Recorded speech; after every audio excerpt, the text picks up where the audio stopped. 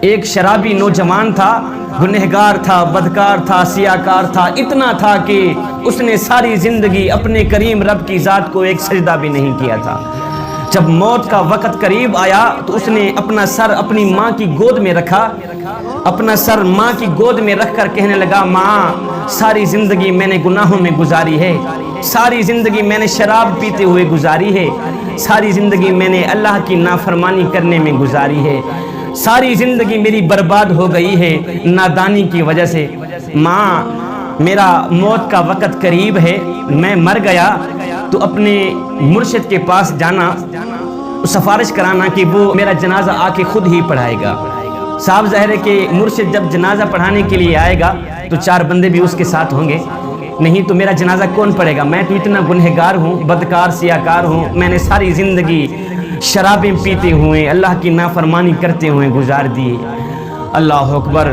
ماں اٹھی گئی اپنے مرشد حضرت حسن بصری کے پاس، جا کر کہنے لگی، میرے مرشد میرا بیٹا موت کے قریب ہے، تو وہ کہہ رہا ہے جب میں مر جاؤں تو اپنے مرشد کو کہنا کہ وہ آ کے میرا جنازہ پڑھائے گا۔ حضرت حسن بصری کہنے لگے، مائی وہ مر گیا تو میں اس کا جنازہ نہیں پڑھاؤں گا، اس نے ساری زندگی شرابیں پیتے ہوئے گزاری ہیں، ساری زندگی وہ مسجد کے قریب بھی نہیں گیا، ساری زندگی اس نے اپنے کریم رب کی ذات کو ایک سجدہ کرنا بھی گوارا نہیں کیا، میں اس کا جنازہ کیسے پڑھا سکتا ہوں؟ اللہ اکبر۔ وہ ماں روتے ہوئے واپس آئی، دوبارہ اپنی گود میں اپنے بیٹے کا سر رکھا، سر رکھ کر کہنے لگی، بیٹا کاش کہ تو نے زندگی میں ایک بات بھی میری مانی ہوتی تو آج میرا مرشد جنازہ پڑھانے سے انکار نہ کرتا، زندگی میں ایک بات پر بھی تو نے عمل کیا ہوتا آج میرا مرشد تیرا جنازہ پڑھانے سے انکار نہ کرتا۔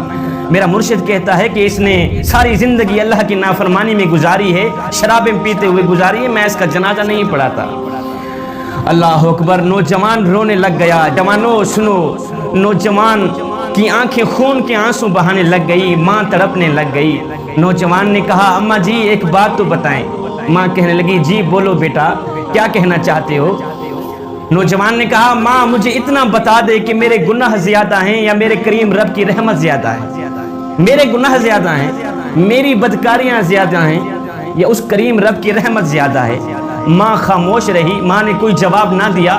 اس کے بعد بیٹا رو کر کہنے لگا، ماں مجھے ایک بات تو بتا دے، اگر ایک لمحے کے لیے تجھے میرا کریم رب مہلت دے دے، تجھے میرا اللہ مہلت دے دے، اے گنہگار کی ماں، اگر تو چاہے تو اس گنہگار بیٹے کو جنت میں بھیج دے، اگر تو چاہے تو اس کو جہنم میں بھیج دے، اگر ایک لمحے کے لیے میرا اللہ تجھے مہلت دے بھی دے تو مجھے کہاں ڈالے گی؟ جنت میں ڈالے گی یا جہنم میں پھینک دے گی؟ ماں فوراً بولی، نہیں بیٹے، اگر مجھے ایک لمحے کے لیے بھی میرا اللہ مہلت دے دے تو میں تجھے جنت کا دروازہ کھول کے اندر ڈال دوں گی، جنت میں ہی بھیج دوں گی، فوراً بھیج دوں گی۔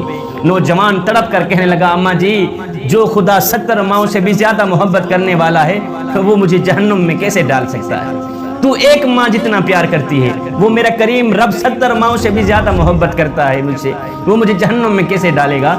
یہ کہتے ہوئے خشیت الہی میں آ کر آنکھوں سے آنسو بہاتے ہوئے، آنکھوں سے نیر بہاتے ہوئے نوجوان کی روح پرواز کر گئی۔ ادھر ماں رو رہی تھی، دوسرا کوئی رونے والا نہیں تھا بیٹے کو، ادھر کسی نے دروازے پہ آ کے دستک دی۔ ماں نے جب دروازہ کھولا تو سامنے مرشد کریم نظر آئے، حضرت حسن بصری نظر آئے۔ محترمہ کہنے لگی، مرشد کریم آپ نے تو مجھے جواب دیا تھا، آپ کیسے آ گئے؟ آپ کو کیسے پتہ چلا کہ میرا بیٹا فوت ہو گیا ہے؟ مرشد کریم کہنے لگے، محترمہ جی جب تو میرے پاس آئی تھی اس وقت میں سونے لگا تھا، میری آنکھ لگی، خواب میں کسی کہنے والے نے کہا، او میاں تو سویا ہوا ہے اور میرے یار کا جنازہ کون پڑھائے گا؟ حسن بصری تو یہاں پہ سویا ہوا ہے، ادھر میرا یار مرا ہوا ہے، میرا دوست مرا ہوا ہے، جا میرے دوست کا جنازہ پڑھا کے آ۔